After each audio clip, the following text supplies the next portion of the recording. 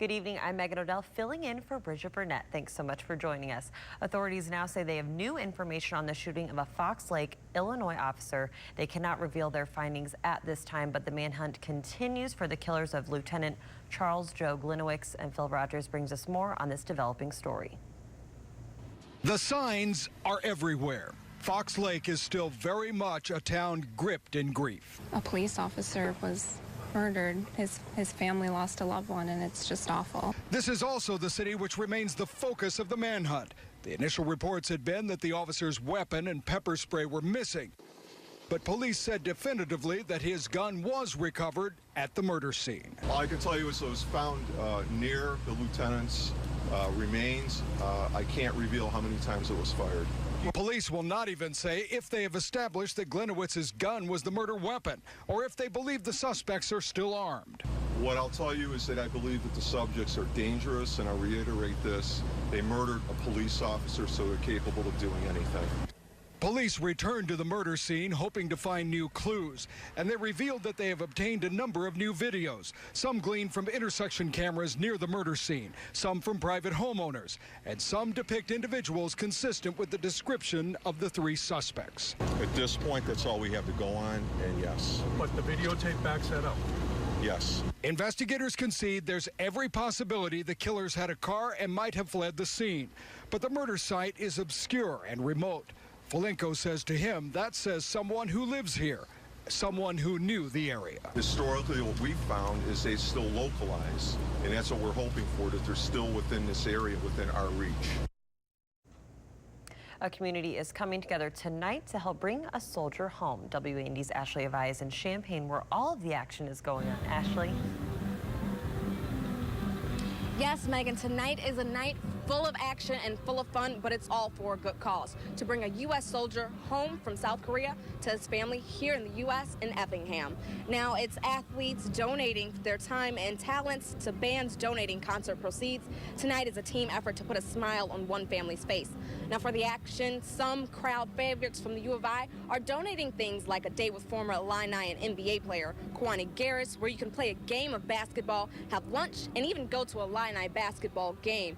Or if volleyball is more your speed, how about a coaching lesson from Melissa Bandry?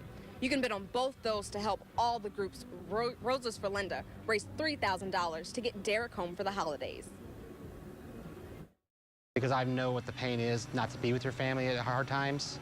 So when I see them, their smiles instead of them crying and them hugging each other when they're together, that makes it all worth it for me.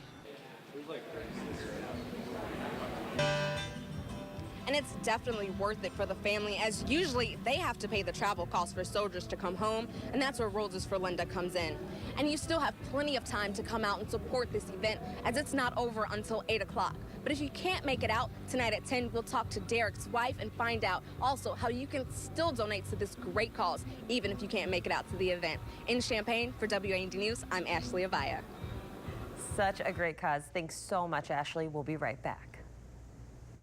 Flying nonstop from Springfield to Dallas.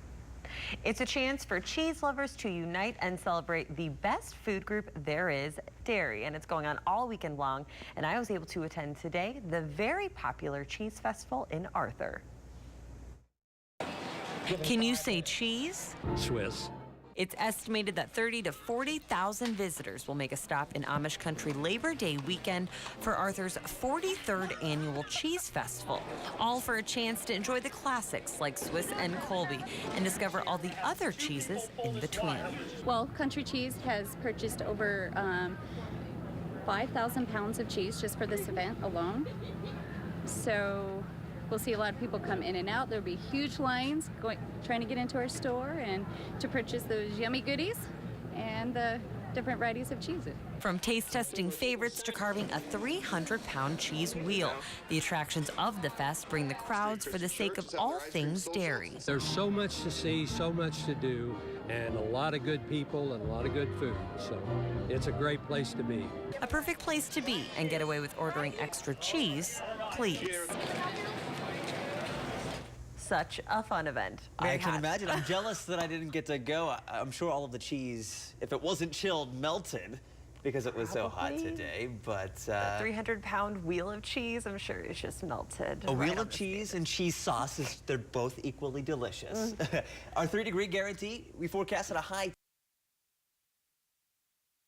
We wrap up here. Notre Dame plays at 6:30, and then join us after the game concludes for another round of WAND News. Should be fun, and the forecast, great for the holiday weekend here. As long as you don't mind the heat and humidity.